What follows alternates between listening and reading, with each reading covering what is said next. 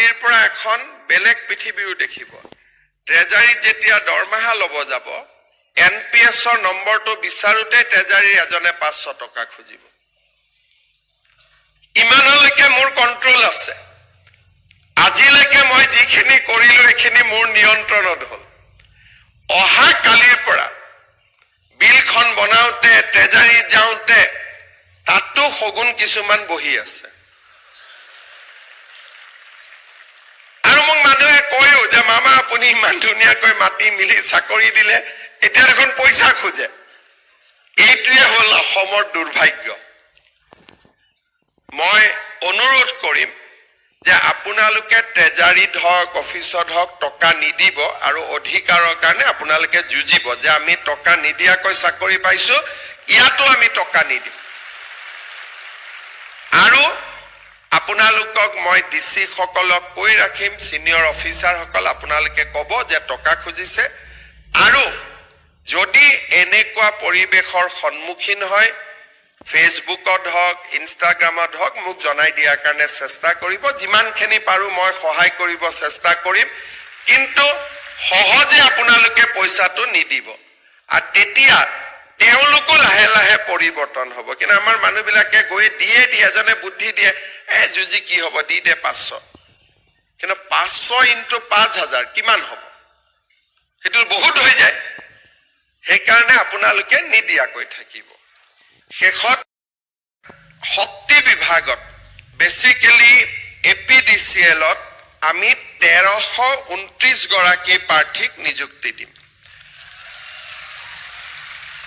1329 গৰাকী প্ৰাৰ্থীক ইয়াতে নিযুক্তি পত্ৰ দিয়াত অসুবিধা হ'ব সেই কাৰণে আপোনালোকে আমাৰ ওয়েবসাইট আজি নাম পাব এপি পাব তাৰ পৰা ৰাতি আপোনালোকে এপইন্টমেন্ট লেটাৰ খিনি ডাউনলোড কৰি ল'ব আনহাতে ফৰেষ্ট ডিপাৰ্টমেন্ট পঞ্চায়ত ৰেভিনিউ পশুপালন agriculture PWD building fishery handloom textile irrigation skill higher education home TND sports cooperation labour election industry INPR, tourism, food and civil supply, administrative reforms, housing, indigenous and tribal faith, welfare of minority, mines and minerals, soil conservation, social justice, cultural affairs, governor secretariat, tribal affairs department, higher education, transport, legislative, science, technology, tea tribe, judicial. আপোনালোকে বাহিৰৰ পৰা নিযুক্তি পত্ৰখিনি সংগ্ৰহ কৰিব চাৰিটা department গধূলি appointment letter ল'ব ওয়েবসাইটত আপোনালোকে ওয়েবসাইটটো টিভিত পাই যাব 9টা বজাত আপোনালোকে ওয়েবসাইটৰ পৰা এইখিনি ডাউনলোড কৰিব বাকি সকলে বাহিৰৰ পৰা নিযুক্তি পত্ৰ লৈ যাব যোগদান কেতিয়া কৰিব মোৰ মতে তেটো সৰকাৰি মতে আপোনালোকে কালিয়ে যোগদান কৰিব পাৰে কিন্তু মই এটা পৰামৰ্শ দিও সকলে মানি লব পু মাহত জয়েন কৰিব নালাগে পু মাহটো ভাল কামৰ কাৰণে আৰম্ভণি নহয় সেইকাৰণে মই এপইন্টমেন্ট লেটাৰখন মাঘলৈকে নিব খুজিছিলো কিন্তু আপোনালোকে ইমান কৈ থাকিলেতো আৰু মই ঠিক আছে বাৰু মাঘৰ বিহুটো খাই যোগদান কৰিব 15 দিনৰ ভিতৰত যোগদান কৰিলে সকলোৰে সিনিয়ৰিটি সব মেইনটেইন থাকিব আজি হল 9 তাৰিখ কোনদিনা ভোগালী বিহু 15 নে 14 15 তাৰিখে 1 মাঘ গতিকে 15 তাৰিখ 1 মাঘ 16 তাৰিখে গৈ আপোনালোকে জয়েন কৰি ল'ব আৰু 15 দিনলৈকে জয়েনিংত সিনিয়ৰিটি জুনিয়ৰিটি নাই জুনে যেতিয়া জয়েন কৰিলো একে সিনিয়ৰিটি জুনিয়ৰিটি থাকে ঠিক আছে আৰু এটা কথাৰ কাৰণে আপোনালোকক মই এই 4 দিন ৰখিব কৈছো গাঁৱত গৈ আপোনালোকক মই এটা দায়িত্ব দিছো আজিলৈকে কথাটো বেলেগ আছে এইবাৰ যেতিয়া গাঁৱত যাব এপইন্টমেন্ট লেটাৰ লৈ যাব উঠি অহা লৰা ছোৱালীখিনিক আপোনালোকে বুজাব যে পঢ়িলে এতিয়া আমি চাকৰি পাম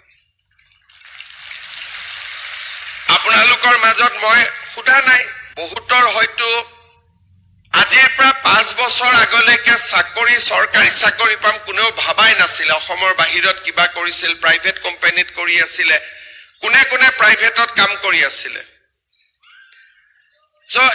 আমিতো আশাবাদে দিছিলো, কিন্তু অসমখন যে পৰিৱৰ্তন হৈছে, পঢ়া শুনা কৰিলে চাকৰি পাব পাৰি, এই কথাটো উৰুকাত, বিহুত যাক লগ পাই আপোনালোকে বুজাব, যাতে আমাৰ নতুন চাম ল'ৰা ছোৱালীয়ে পঢ়া শুনা আৰম্ভ কৰে, পঢ়িব চেষ্টা কৰে।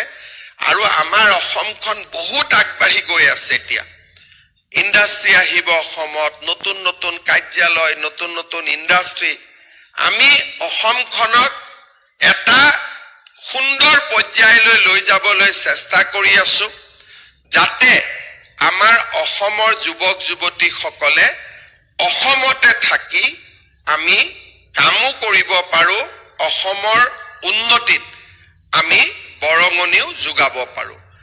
আপোনালোকে আপোনালোকৰ স্কুলৰ, গাঁৱৰ ল'ৰা ছোৱালীক বুজাব যে পঢ়া শুনা কৰিব লাগে, আৰু পঢ়া শুনাৰ কৰা ল'ৰা ছোৱালীয়ে 1 টকাও ঘোষ দিব নালাগে, কোনো কৰিব নালাগে, মাত্ৰ পঢ়ি শুনিয়ে আমাৰ অসমত চৰকাৰী চাকৰি পাব পাৰি। মই তাৰ উদাহৰণ।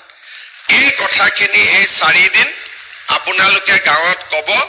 পুহ মাহটো মই কব লাগে কাৰণে কলো, কিন্তু মোৰ উদ্দেশ্য হল 4-5 দিন, কাৰণ এবাৰ যেতিয়া ডিপাৰ্টমেণ্টত সোমাই যাব, তাৰ পিছত কিবা এটা কৰিব দিগদাৰ, কাৰণ কাৰ্যালয়ত গলে আমাৰ ব্যক্তিত্বটোৱে সলনি হৈ যায়।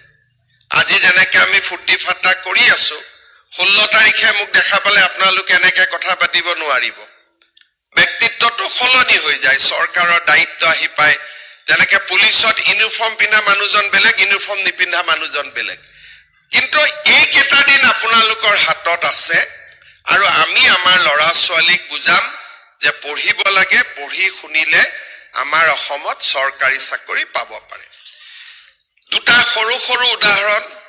কাবাৰ কাবাৰ পৰিয়ালত যদি অৰুণোদয় আছে, আপোনালোকে অৰুণোদয়টো এৰি দিব, কাৰণ চৰকাৰী চাকৰিয়ালৰ কাৰণে অৰুণোদয়টো আমি ল'ব নালাগে, আমাতকৈ দুখীয়াজনে পাওঁ।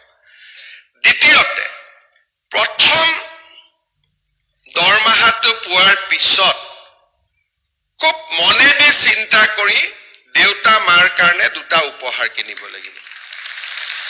ঠিক আছে, কি কিনিব লাগে মই নকওঁ, দেউতা মাৰ কাৰণে একেবাৰে মনেদি চিন্তা কৰি কিবা এটা কিনিব লাগে, দিব লাগে দেউতা মাক।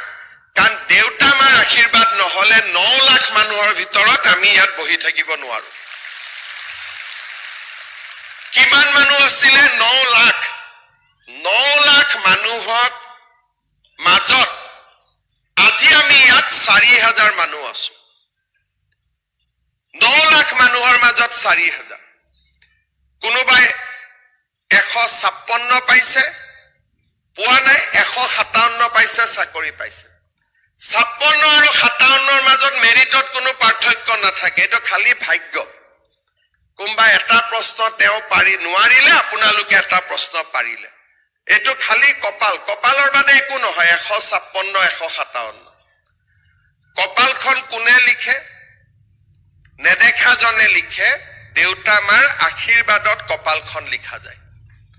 আৰু দেউতা মাক যিসকল ল'ৰা ছোৱালীয়ে পিছত নেগলেক্ট কৰে, তেওঁলোকৰ জীৱনৰ কোনো মূল্য নাথাকে, আৰু কৰবাত নহয় কৰবাত তেওঁলোকে এদিন জীৱন বাটত উজতিও খায়, দেউতাক মাকৰ অভাৱ অনুভৱো কৰে। কাৰণ আজি আমাৰ দেউতা মা, কালি আমি নিজে দেউতা মা হ'ম। আমি দেউতা মাক যি ব্যৱহাৰ কৰিম, মোৰ ল'ৰা ছোৱালীয়েও মোক সেইটোকে ব্যৱহাৰ কৰিব। কাৰণ ল'ৰা ছোৱালীয়ে দেউতাক মাকৰ পৰা শিকে, প্ৰত্যেক দিনেই শিকে। আৰু ল'ৰা ছোৱালীৰ মূৰত সি ৰেজিষ্টাৰ হয়। যেতিয়া মোৰ সন্মুখতে মই দেউতাক গালি পাৰিম, তেতিয়া মোৰ বাচ্চাতেও বুজিব, তাৰমানে দেউতাকক গালি পাৰিব পাৰি। মোৰ সন্মুখতে মা মই কেটেৰ কৰি গালি পাৰি দিম, মোৰ ল'ৰা ছোৱালী এজনেও শিকিব যে তাৰমানে মাক গালি পাৰিব পাৰি। আৰু আপোনালোক নিশ্চিত থাকক, ডাঙৰ হৈ আপোনালোককো আপোনালোকৰ ল'ৰা ছোৱালী একেটাই ব্যৱহাৰ কৰি দিব। এইটোৱে জীৱনৰ চাইকেল, এনেকে জীৱন চলি থাকে। যোনে দেউতাক মাকক সন্মান কৰে, মৰম কৰে, আদৰ কৰে, তাৰ ল'ৰা ছোৱালীয়েও মোক মৰম আদৰ কৰিব। কাৰণ মোৰ দেউতা আজি, অহাকালি ময়ো দেউতা হ'ম।